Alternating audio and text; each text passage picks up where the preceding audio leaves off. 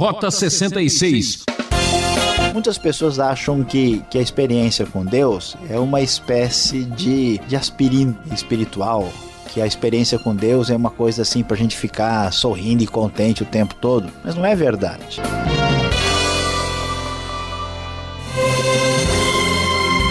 Ah, que satisfação! Aqui é Beltrão anunciando mais um programa Rota 66.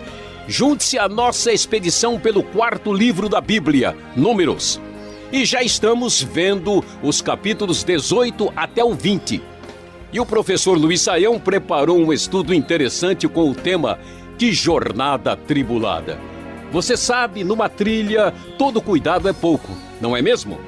E devemos estar preparados para tudo, até para coisas que não podemos entender. O perigo da incredulidade, o perigo da desobediência, o perigo do desânimo e o perigo da desconfiança. Tudo isso acontece com aqueles que querem viver em retidão. Ouça essa aula com atenção. É sensacional.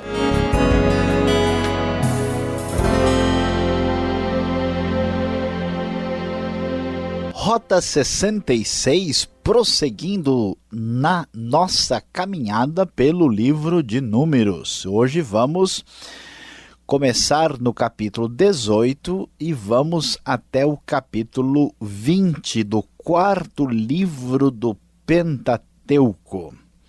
Como nós estamos observando, o livro de Números enfatiza a presença de Deus em meio a um povo que se queixa e reclama o tempo todo.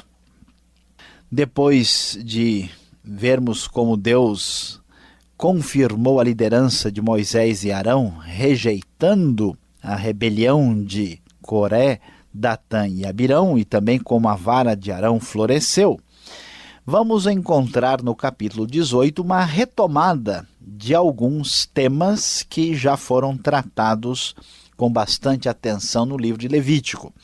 Capítulo 18 fala sobre os deveres dos sacerdotes e dos levitas e também das ofertas específicas que eram destinadas aos sacerdotes e aos levitas. No capítulo 19, nós vamos encontrar mais uma vez o tema da purificação. Tudo aquilo que estava ligado com a morte, que estava relacionado com algum tipo de impureza, devia ser rejeitado e, geralmente, ou quase sempre, a purificação se dava pela água. A água trazia a purificação para aquele que estava cerimonialmente impuro. Como esses temas já foram tratados com bastante atenção no livro de Levítico, nós vamos concentrar nossa atenção hoje no capítulo 20 do livro de Números, que trata mais diretamente desta jornada atribulada. Na Nova Versão Internacional da Bíblia, nós lemos que no primeiro mês, toda a comunidade de Israel chegou ao deserto de Zim e ficou em Cádiz. Ali Miriam morreu e foi sepultada. Não havia água para a comunidade e o povo se juntou contra Moisés e contra Arão. Discutiram com Moisés e disseram: quem dera tivéssemos morrido quando os nossos irmãos caíram mortos perante o Senhor. Por que vocês trouxeram a Assembleia do Senhor a este deserto para que nós e os nossos rebanhos morrêssemos aqui? Por que vocês nos tiraram do Egito e nos trouxeram para este lugar terrível? Aqui não há cereal, nem figos, nem uvas, nem romãs, nem água para beber. Moisés e Arão saíram de diante da Assembleia para a entrada da tenda do encontro e se prostraram rosto em terra, e a glória do Senhor lhes apareceu e o Senhor disse: pegue a vara e com seu irmão Arão reúna a comunidade diante desta, fale aquela rocha e ela verterá água. Vocês tirarão água da rocha para a comunidade e os rebanhos para os rebanhos beberem. Então Moisés pegou a vara que estava diante do Senhor, como esse lhe havia ordenado. Moisés e Arão reuniram a assembleia em frente da rocha e Moisés disse: escutem, rebeldes, será que teremos que tirar água desta rocha para lhes dar? Então Moisés ergueu o braço e bateu na rocha 2 vezes com a vara. Jorrou água e a comunidade e os rebanhos beberam. O Senhor, porém, disse a Moisés e Arão: como vocês não confiaram em mim para honrar minha santidade, à vista dos sacerdotes, vocês não conduzirão esta comunidade para a terra que lhes dou.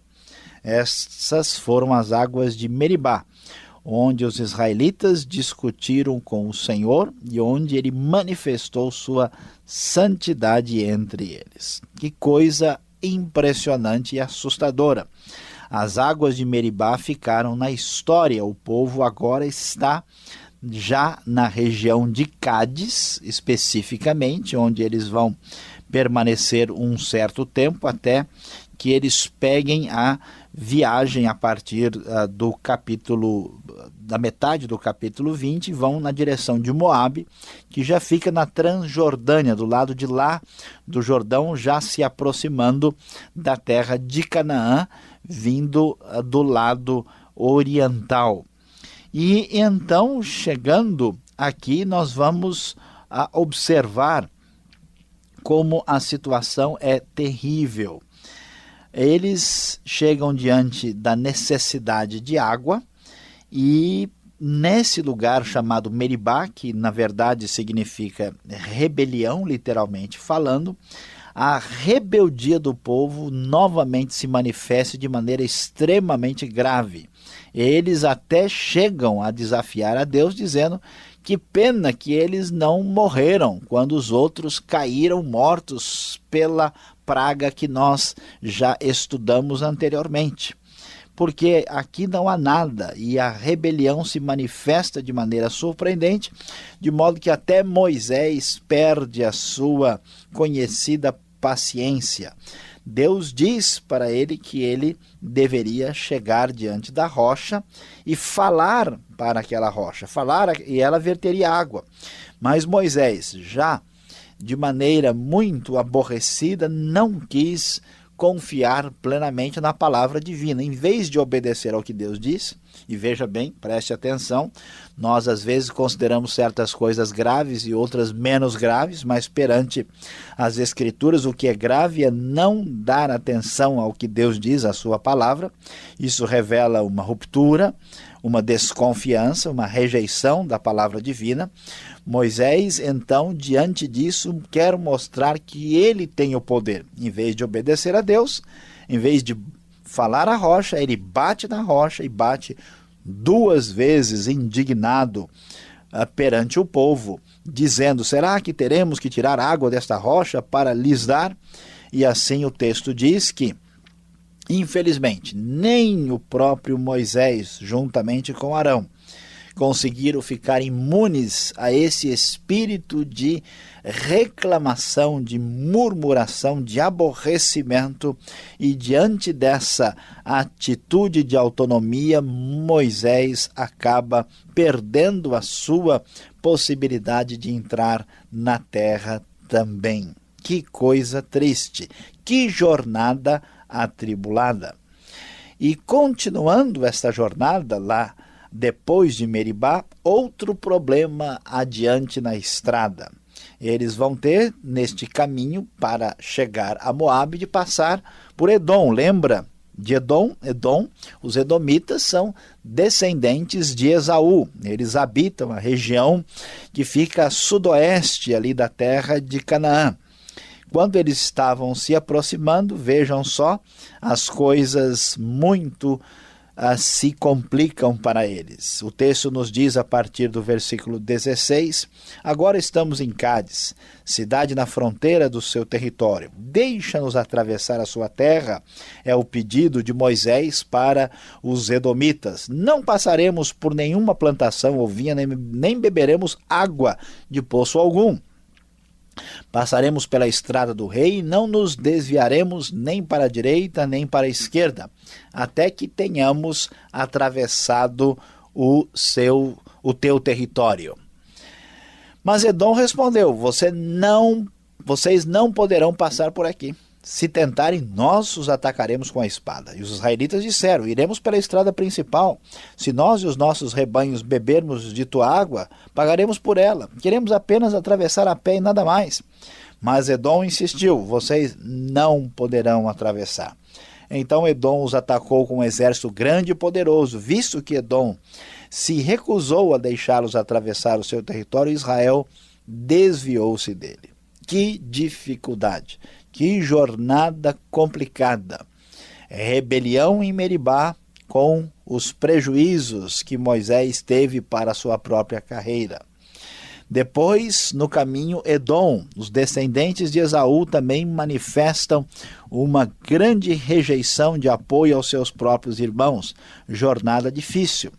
E o texto vai terminar no capítulo 20, trazendo a triste nota de falecimento de Arão. Arão, o grande líder, sacerdote, irmão de Moisés, que também, junto com Moisés, perdeu o direito de entrar na terra.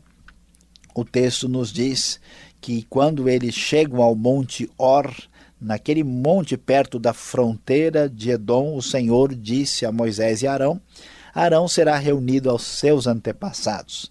Não entrará na terra que dou aos israelitas, porque vocês dois se rebelaram contra a minha ordem junto às águas de Meribá. Leve Arão e seu filho Eleazar para o alto do Monte Or.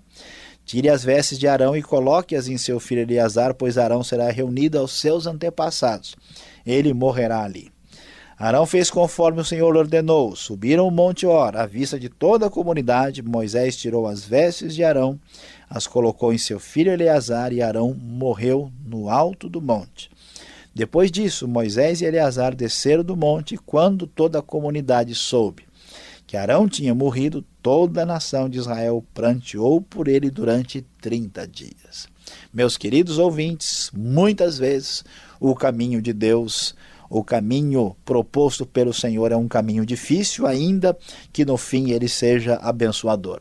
A comunidade tem a rebelião, a comunidade não consegue passar por Edom e a comunidade perde o grande líder Arão. Mas mesmo assim, Deus ainda está no controle desta jornada tão difícil e tão complicada.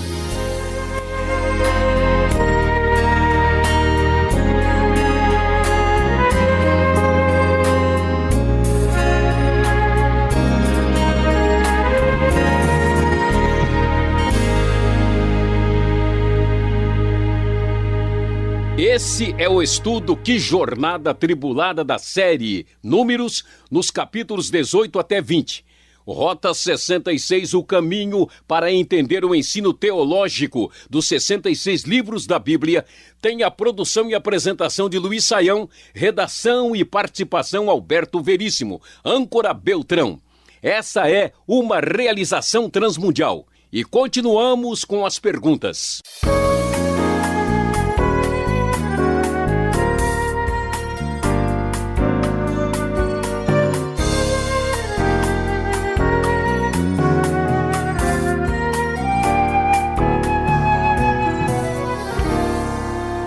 Bom, agora é a nossa vez com as perguntas aqui, um diálogo com o professor Luiz Saião, e as minhas perguntas provavelmente serão as suas também aí. E eu começo a perguntar ao professor Luiz Saião, nesse capítulo 20 de Números, a gente vai encontrar do 18 ao 20, né, que foi a nossa exposição, nós vamos encontrar aí Moisés já um pouco estressado, cansado, né, para aguentar esse povo no deserto. O juízo de Deus, Saião, não foi duro demais para ele, não? Olha, pastor Alberto e os nossos ouvintes aí do Rota 66 certamente tem essa questão na mente. E olha, para os parâmetros humanos, a gente lê isso e realmente fica surpreso, né? Porque, puxa, parece que Moisés fez tanta coisa pior antes, e como é que agora, só porque ele fez um pouquinho diferente, parece que ele recebeu um juízo tão grande? Brigou com a pedra, né? Pois é, né? Arrumou uma confusão com uma rochinha ali, e deu todo esse problema, né? Aí é pedreira, né?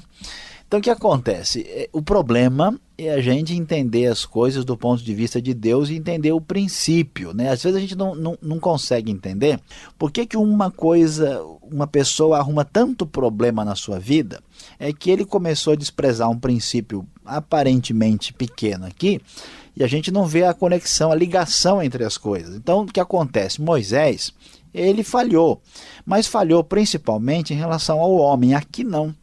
Aqui ele foi contra uma ordem direta dada por Deus. Não importa que tipo de ordem Deus deu, não importa se a gente acha que essa ordem tem mais valor ou menos valor, se ela vale ou não. A questão é que uma vez que a gente balança na hora de levar a sério a palavra de Deus, a pergunta é o que fica em pé. Então, para que Moisés, quando Moisés faz isso, ele revela que algum problema está acontecendo com ele sério. Então Deus diz, olha Moisés, eu conheço bem o seu coração, eu sei o que aconteceu com você e você precisa, para que você chegue no ponto onde você deve chegar, você precisa receber esse castigo, porque o importante no final das contas não é ver ou deixar de ver a terra, o importante é fazer a vontade de Deus. Então a questão é, o que é importante para mim, nem sempre é importante para Deus. Por isso que a gente deve ouvir a palavra de Deus. Mas até outro dia a gente estava estudando aqui que Moisés era o homem mais manso, como estava a nossa versão antiga da terra, e agora ele aparece assim tão, exaltado, Pois é, exatamente, ele se deixou contaminar ou levar pelo mesmo espírito que havia naquele povo. Ele perdeu a paciência, mas de uma forma a não mais dar atenção devida à palavra divina. E será que é por causa disso que este povo, Israel, que sempre cria situações difíceis, ele sempre tem problemas com seus parentes próximos? Nós estamos vendo aqui no capítulo 20 de Números, lá vai de novo Israel diante de Edom. E mais uma vez um mal-estar, aquela coisa, aquela briga, aquela guerra para acontecer. Olha, pastor Alberto, esse é um tema interessante. Você veja que Israel tem problemas com os ismaelitas, aquela ideia de que vai haver sempre hostilidade entre os dois. Tem problema com os edomitas, que são descendentes de Esaú, também estão sempre em hostilidade, e esse tema vai cercar a grande parte do Antigo Testamento. E a razão, por um lado, é a seguinte: o povo de Israel não é melhor do que os outros. Aliás, às vezes até se mostra mais complicado diante das chances de conhecer a Deus. A questão é que Israel é fruto da eleição, da escolha divina, e os outros que agiram como agiram, não foram rejeitados no processo de escolha divina. Então existe essa espécie de polarização. E o que a gente vai ver através da história é exatamente essa espécie de rivalidade misturada com ciúme. Agora, o que é interessante observar é que em Cristo as coisas adquirem um perfil diferente. Em Cristo, quando o plano de Deus chega ao seu amadurecimento máximo, todos os povos são reunidos e existe uma dimensão diferente. Essa rivalidade parece que prossegue em grande parte até hoje. Agora, a nossa esperança é que Deus, que é o Deus dos judeus e também dos gentios, quando a gente vê o horizonte assim, lá escatológico adiante, como nós vamos ver no profeta Isaías, a gente vai ver que até esses povos vão estar numa relação de unidade com Israel adorando o Senhor. E essa que deve ser a nossa oração, o nosso desejo do futuro. Que coisa! Agora, o capítulo 20 ele começa com uma nota de falecimento e ele vai terminando também falando sobre a outra morte, o outro irmão Arão. Mas a gente viu uma aula passada aí que o lugar dos mortos seria o Sheol, o Hades. Dá para explicar um pouco mais esse assunto, esse tema que vira e mexe aparece aqui no Velho Testamento? Olha, o Sheol era o lugar para onde os mortos iam. De modo geral, a percepção dos israelitas é que o Sheol ficava para baixo, nas profundezas, até porque o corpo é enterrado para baixo. E a ideia é que assim, o Sheol é o lugar, a dimensão onde ficam os mortos. No Velho Testamento, a gente ainda não tem um detalhamento sobre o que acontece depois da morte. Ainda nem aparece muito bem a ideia de céu nem de inferno. Essa ideia só vai aparecer com clareza no Novo Testamento. Aí sim parece que esse lugar dos mortos, ele aparece dividido e tudo indica que a gente todo mundo morre e vai para o Sheol, para o Hades. E a pessoa vai para uma situação de sofrimento ou de bem-aventurança, ou de felicidade, né? Mas isso ainda não é a plenitude nem do céu e nem da condenação eterna, que a gente vai estudar mais adiante com os nossos ouvintes do Rota 66, quando chegarmos nos textos do Novo Testamento. Por isso é que eles vão para o Sheol. Agora é importante destacar que todo mundo que morre vai para o Sheol. É o mundo dos mortos, ou como gostavam de dizer alguns antigos, a mansão dos mortos, né? Tá certo. Agora ficou uma questão aí. Sheol é uma coisa, Hades é outra, ou é a mesma... É a mesma coisa. A Sheol é o nome hebraico, né? E o Hades é a tradução grega desta palavra Sheol. Por isso que a pessoa vai ver na Bíblia e vai poder entender. Tá certo. Eu não quero me interessar muito por esse assunto, porque eu não estou muito preocupado em ir para lá agora. Esse texto que nós acabamos de estudar, esta jornada que foi a aula, não é um pouco triste demais, né? Será que Deus é um Deus assim de pesar mesmo, de tristeza, de sofrimento? Puxa, que jornada foi essa, hein? Pois é, quase que a gente fala, vou chorar, desculpe, mas eu vou chorar. Pois é, mas é isso mesmo, né? O texto aqui é triste. E por que isso acontece? Alberto, olha que coisa interessante. Muitas pessoas acham que a experiência com Deus é uma espécie de aspirina espiritual, que a experiência com Deus é uma coisa assim para a gente ficar sorrindo e contente o tempo todo. Mas não é verdade. Porque nós temos experiências alegres, experiências tristes, experiências vitoriosas, difíceis, e Deus é o nosso Deus em todas as experiências da vida. Então, se a pessoa imagina um Deus assim superficial, como é que ele vai enfrentar a dificuldade? O povo de Deus no Velho Testamento morria, e morria de morte morrida. Ninguém ficava aí sobrando o tempo todo. O povo enfrentava desafios, enfrentava dificuldades. Eu vejo tantas pessoas falarem coisas sobre Deus que dá a impressão que eles não leram a Bíblia direito, não entenderam. Então aqui nós temos a morte de Arão, a morte de Miriam, as dificuldades que Arão e Moisés tiveram em função dessa rebelião que aconteceu, mas isso mostra que Deus está presente, dirige o seu povo, age na história mesmo nas experiências mais difíceis. Então você que passa por experiência difícil não deve desanimar completamente, porque Deus continua sendo Deus e sabe muito bem o que está acontecendo. Quero ser crente ali no deserto com este povo. Aí sim a situação... Aí é coisa diferente. Tá certo. Saia, muito obrigado pela explicação, e acho que ainda temos mais alguns minutos para aplicar este ensinamento para a nossa vida. Fique ligado.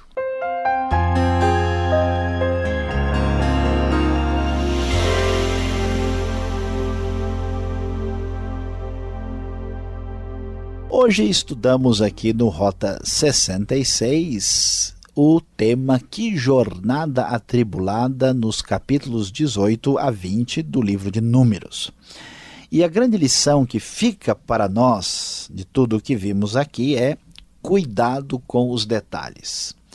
Conta-se uma história de que uma moça foi trabalhar na casa de alguém muito rico e lá viu um objeto muito estranho que estava caído no chão e que era uma raridade arqueológica muito importante. Ao ver aquele objeto esquisito, feio, todo sujo, imediatamente jogou no lixo. Quando o dono da casa, o arqueólogo, chegou, quase teve um infarto ao descobrir que uma relíquia quase tinha sido destruída por aquela moça que não conhecia nada do assunto. Então veja que isso mostra para nós que nós podemos avaliar as coisas de maneira diferente. Então preste bem atenção, ouça a palavra de Deus e procure obedecer a Deus exatamente do jeito que Ele diz.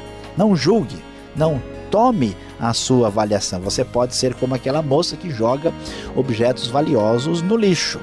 Então, quando Deus disse para Moisés aquilo que deveria ser feito, aquilo era sério. Não julgue as coisas pelos padrões humanos. Aprenda a ouvir a voz de Deus. Cuidado com os detalhes. Eles são muito mais importantes do que a gente imagina. Marque essa sintonia e horário. O programa Rota 66 fica por aqui. Eu, Beltrão, convido você para o próximo encontro e até lá. Mais informações no site transmundial.com.br.